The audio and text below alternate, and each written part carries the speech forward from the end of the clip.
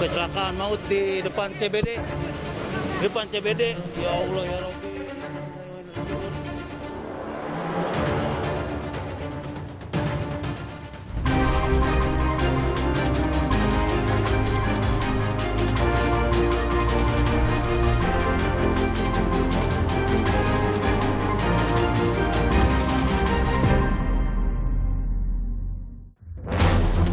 Polisi geledah rumah selebritas Nikita Mirzani atas dugaan kasus pelanggaran UU ITE.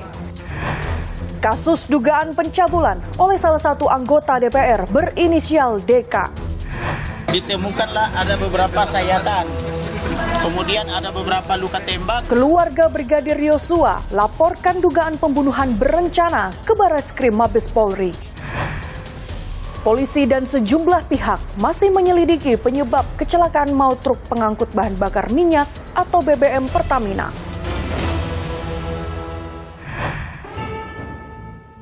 Halo, selamat malam saudara. Anda kembali menyaksikan program Laporan Khusus yang berisi berita pilihan dari redaksi akan menemani Anda selama 30 menit ke depan.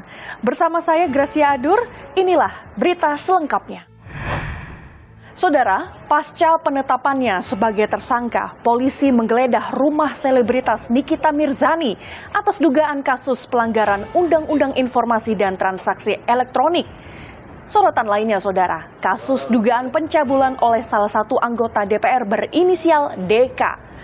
Mahkamah Kehormatan Dewan DPR memastikan akan memberikan sanksi berat berupa pemecatan jika terlapor terbukti bersalah. Selebritas Nikita Mirzani terjerat kasus pelanggaran Undang-Undang Informasi dan Transaksi Elektronik. Pasca penetapannya sebagai tersangka, polisi menggeledah rumah Nikita Mirzani di kawasan Pesanggerahan Jakarta Selatan pada Kamis 14 Juli lalu atas laporan Dito Mahendra. Dari dalam kamar Nikita, penyidik menyita satu unit telepon genggam yang diduga digunakan untuk mengunggah kalimat bernada pencemaran nama baik di akun media sosial miliknya. Pada saat penggeledahan, Nikita Mirzani tidak berada di kediamannya. Sebelumnya, Polresta Serang Kota telah melayangkan surat pemanggilan kepada Nikita Mirzani sebagai tersangka pada 20 Juni 2022. Namun, pihak Nikita meminta penjadwalan ulang. 6 Juli 2022, pihak kepolisian kembali melakukan pemanggilan, namun Nikita tidak memenuhi panggilan polisi. Penyidik Satuan Reskrim Polresta Serang Kota pun melakukan pengiriman berkas perkara tersangka Nikita Mirzani kepada pihak Kejaksaan Negeri Serang pada Selasa 12 Juli 2022. Karena penyidik mengalami kesulitan untuk bisa mempertemukan Ibu NM dengan pihak pelapor, meskipun sudah berusaha dan pernah memfasilitasi pertemuan antara Ibu NM dengan pelapor. Namun Ibu NM tidak bersedia menghadiri pertemuan yang telah dijadwalkan. Nikita Mirzani telah ditetapkan sebagai tersangka dalam kasus pelanggaran UU ITE pada 10 Juni atas laporan Dito Mahendra. Namun, Nikita mengaku tidak mengetahui perihal penetapan dirinya sebagai tersangka dan mengklaim masih berstatus sebagai saksi. Lebih detailnya tanya aja sama Polres Serang Kota, jangan tanya sama saya. Saya mah cuma sebagai warga negara aja. Kalau disuruh datang. Kalau nggak masuk akal, ya nggak datang. Gitu aja. Pasti dari dulu sampai sekarang juga saksi, ya belum berubah. Sebelumnya, Nikita sempat membuat laporan ke Divisi Profesi dan Pengamanan atau Propam Mabes Polri atas dugaan ketidakprofesionalan penyidik Polresta Serang Kota dalam menangani kasus yang menyeretnya pada 27 Juni 2022. Kuasa hukum Nikita Mirzani, Fahmi Badi, menduga terdapat kriminalisasi dalam kasus yang menjerat kliennya.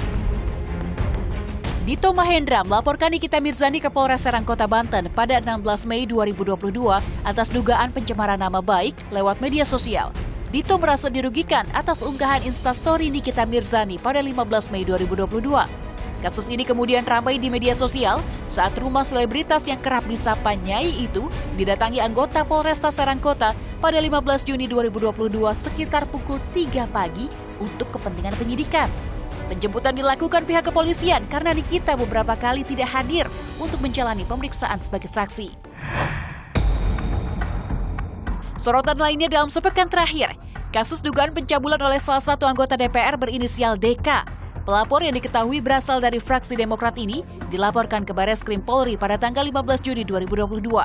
Tim penyidik Bareskrim Polri telah memanggil pelapor untuk klarifikasi terkait kasus ini pada Kamis 14 Juli 2022, namun pelapor belum hadir memenuhi panggilan. Komnas Perempuan meminta polisi mengusut kasus dugaan pencabulan oleh anggota DPR berinisial DK. Selain upaya penegakan hukum, Komnas Perempuan meminta Mahkamah Kehormatan Dewan Perwakilan Rakyat turut mengusut kasus dugaan pencabulan ini. Selain itu, Forum Masyarakat Peduli Parlemen atau Formapi meminta DPR juga bertindak cepat untuk mengusut kasus sehingga tidak mencederai citra DPR. Komnas Perempuan menghormati dan mendukung sepenuhnya penanganan kasus dugaan kekerasan seksual ini di tingkat kepolisian. Mahkamah Kehormatan Dewan DPR memastikan tidak akan membedakan setiap laporan yang masuk untuk diperiksa. MKD DPR akan memberikan sanksi berat berupa pemecatan jika terlapor terbukti melakukan tindak pencabulan, namun dengan sejumlah syarat yang harus dipenuhi. Kami akan memeriksa terlebih dahulu pemenuhan syarat-syarat formil, ya.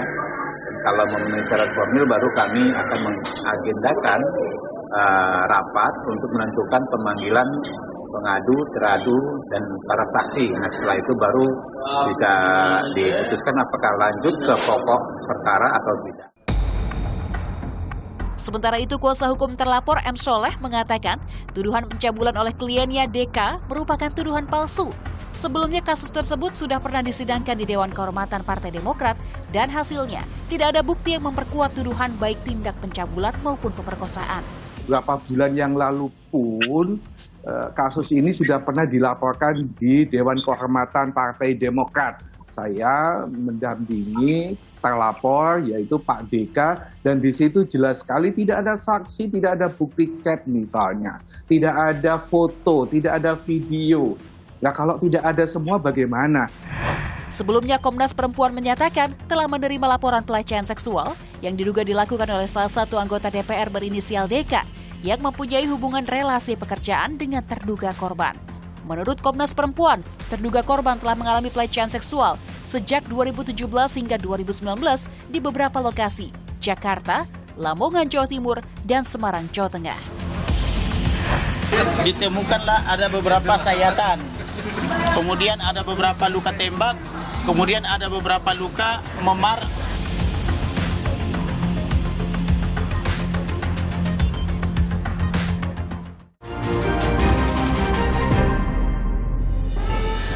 Saudara, keluarga Brigadir Yosua melaporkan dugaan pembunuhan berencana ke Bareskrim Mabes Polri. Keluarga berharap polisi mengusut tuntas kasus ini secara transparan. Sementara itu, Kapolri menonaktifkan Kadif Propam Polri, Irjen Pol Verdi Sambo. Polemik baku tembak yang menewaskan Brigadir Polisi Yosua di rumah dinas Kadif Propam Polri, Irjen Pol Verdi Sambo memasuki babak baru.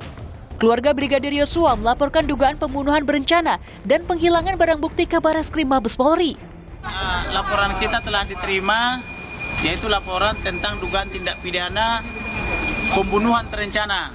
Ditemukanlah ada beberapa sayatan, kemudian ada beberapa luka tembak, kemudian ada beberapa luka memar, kemudian ada pergeseran rahang, kemudian ada luka di bahu, ada luka sayatan di kaki, ada luka di telinga, kemudian ada luka sayatan di belakang, kemudian ada luka di jari-jari, kemudian ada membiru di perut kanan kiri atau dapat di tulang rusuk dan sebagainya, kemudian ada luka menganga di sini di bahu kan gitu ya. Desakan kepada Polri untuk menuntaskan kasus ini secara transparan pun meluas. Tak hanya keluarga, beberapa kejanggalan kasus disampaikan sejumlah pihak.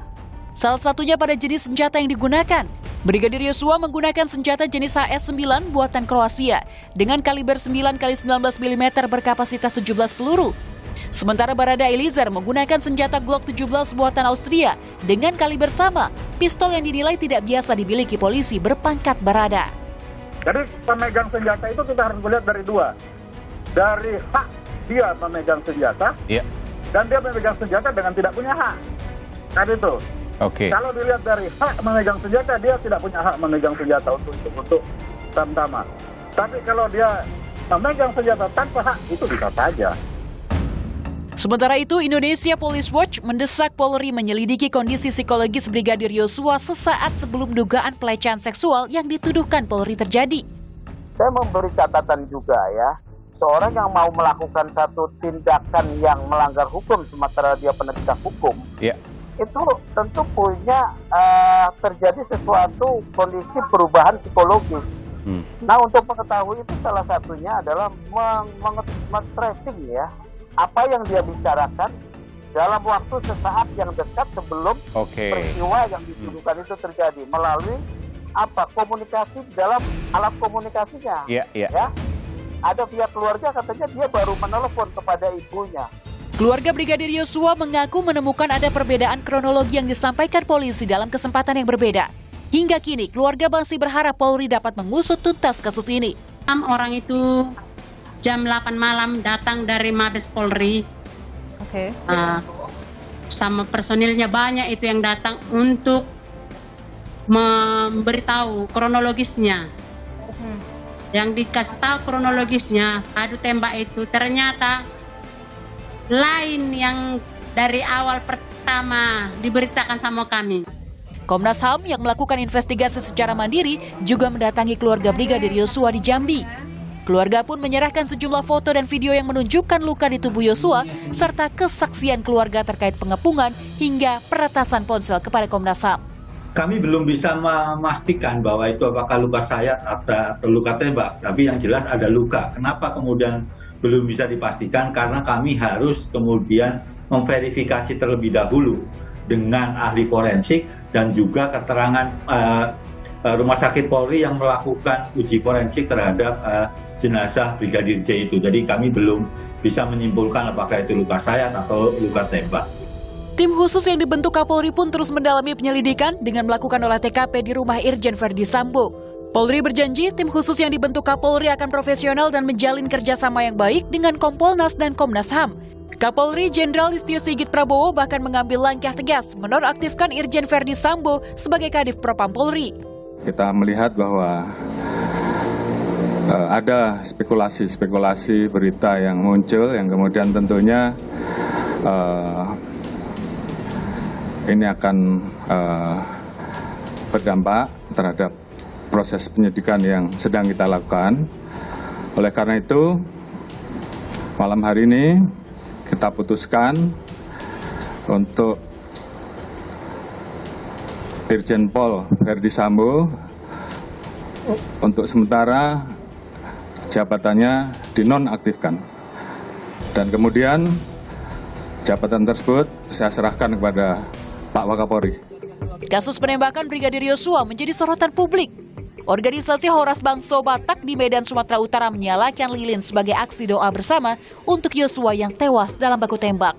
Mereka meminta polisi membuka kasus seterang-terangnya. Sebelumnya Polri menyebut insiden penembakan di rumah Irjen Verdi Sambo dilatar belakangi dugaan pelecehan dan penodongan pistol yang dialami istri Kadif Propam Polri di Duren 3, Jakarta Selatan 8 Juli lalu. Polri menyebut Brigadir Yosua masuk ke kamar istri Kadif Propam Irjen Verdi Sambo dan diduga melakukan pelecehan serta menodongkan senjata. Atas kejadian itu, istri Irjen Verdi Sambo berteriak meminta tolong hingga membuat Brigadir Yosua panik dan keluar kamar. Mendengar teriakan, Barada Eliezer yang berada di lantai 2 menanyakan apa yang terjadi, namun berbalas tembakan. Selanjutnya baku tembak terjadi dan menewaskan Brigadir Yosua dengan 5 tembakan, sementara 7 tembakan ke arah Barada Eliezer meleset. Munculnya sejumlah kejanggalan kasus ini membuat isu yang beredar di publik menjadi liar. Komnas Perempuan meminta masyarakat untuk memisahkan polemik kasus penembakan dengan dugaan pelecehan yang dialami istri Kadif Propam Irjen Pol Verdi Sambo. Jadi kalau kita lihat kasus ini betul ada kasus kekerasan seksualnya, ada kasus penembakannya. Mari kita juga pisahkan itu sehingga pada saat yang bersamaan hiruk pikuk tentang polemik penembakannya itu tidak menyebabkan korban menjadi lebih trauma. Kecelakaan maut di depan CBD, ya Allah ya Rabbi.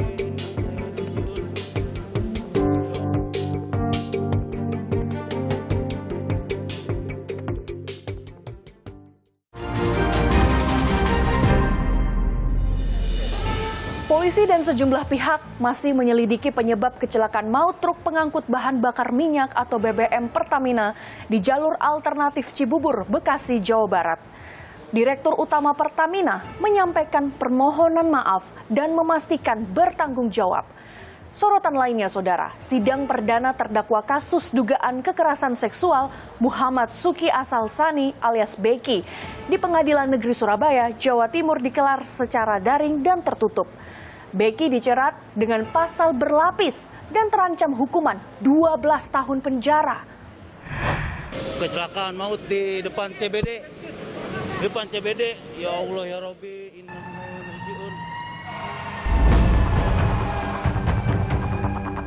Truk pengangkut bahan bakar minyak atau BBM Pertamina menabrak belasan kendaraan di jalur alternatif Cibubur perbatasan Jakarta Timur dan Kabupaten Bekasi, Jawa Barat Senin sore kemarin. 10 orang meninggal dunia. Hingga Senin malam proses evakuasi masih terus berlangsung. Korlantas Polri masih menyelidiki dan mengupayakan olah tempat kejadian perkara atau TKP guna mengetahui penyebab kecelakaan.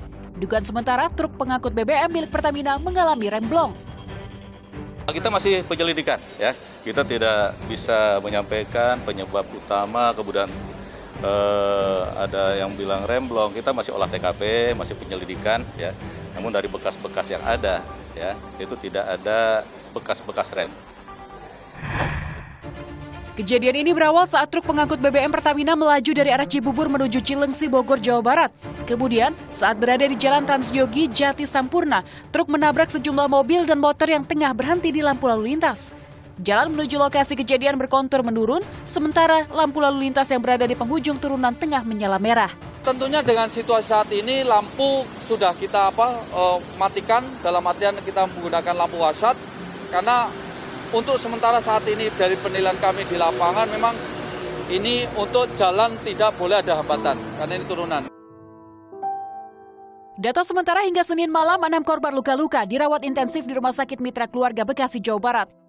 Sementara 9 korban meninggal dunia dibawa ke Rumah Sakit Polri Kramat Jati dan 1 korban meninggal lainnya berada di Rumah Sakit Permata Cibubur. 7 korban meninggal berhasil teridentifikasi, 5 diantaranya telah dipulangkan untuk dimakamkan pihak keluarga.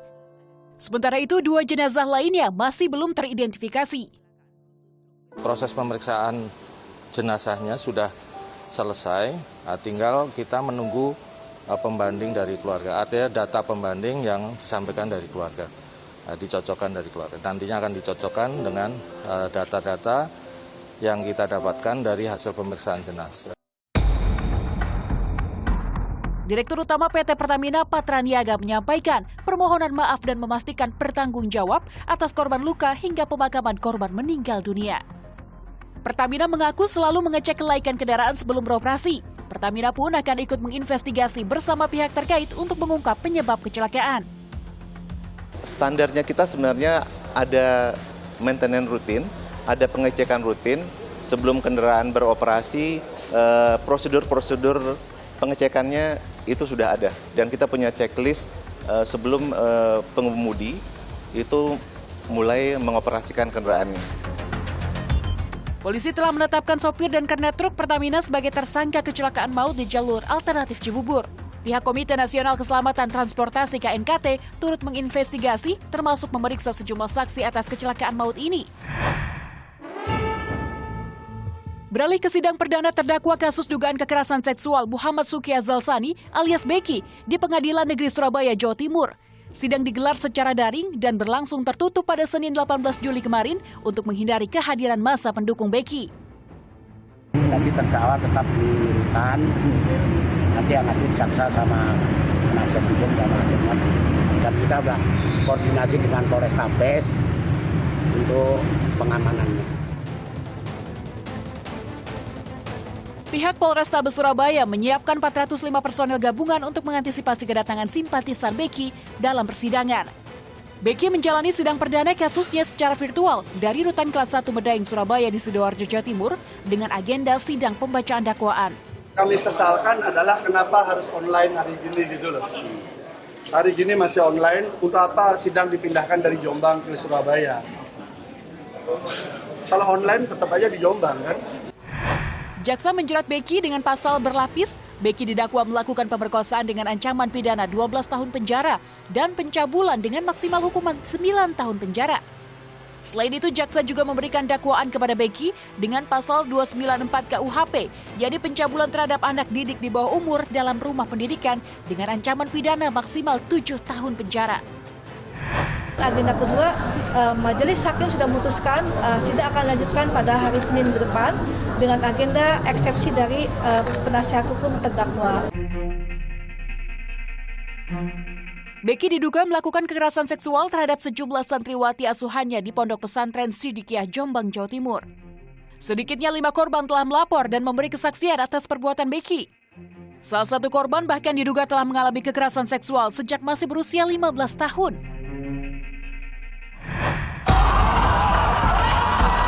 Drama panjang penangkapan terdakwa Becky sempat menjadi sorotan publik. Ratusan personel gabungan diturunkan untuk menjemput Becky. Namun, sejumlah simpatisan Ponpes menghalangi penangkapan. 5 simpatisan Becky yang diduga menghalangi penjemputan paksa telah ditetapkan sebagai tersangka. Kelimanya terancam hukuman maksimal 5 tahun penjara. Polisi sempat menggeledah sejumlah ruangan di Pondok Pesantren Sidikiyah untuk mencari Becky dan sejumlah barang bukti. Sementara itu, ayah Becky sebagai pemimpin pesantren Sidikiyah, Kiai Haji Mukhtar Mukti, sempat berjanji akan mengantarkan sendiri putranya ke Mapolda Jatim. Setelah lebih dari 15 jam proses upaya penangkapan, Becky akhirnya menyerahkan diri pada Kamis malam 7 Juli 2022. Muhammad Subki alias Becky ditahan di Rutan Kelas 1 Surabaya Medaeng, Sidoarjo, Jawa Timur setelah buron sejak awal tahun 2022. Sebelumnya, Becky telah ditetapkan sebagai tersangka kasus dugaan pencabulan dan kekerasan seksual terhadap santriwati Ponpes Sidikiyah, Jombang, Jawa Timur sejak November 2019 lalu. Informasi tadi sekaligus menutup perjumpaan kita. Situasi memang terus membaik, namun kita tetap waspada karena COVID-19 masih ada. Selalu pakai masker saat beraktivitas di dalam ruangan, vaksinasi lengkap dan booster untuk perlindungan sempurna demi imunitas kita semua. Saya, Gracia Adur, pamit undur diri. Sampai jumpa.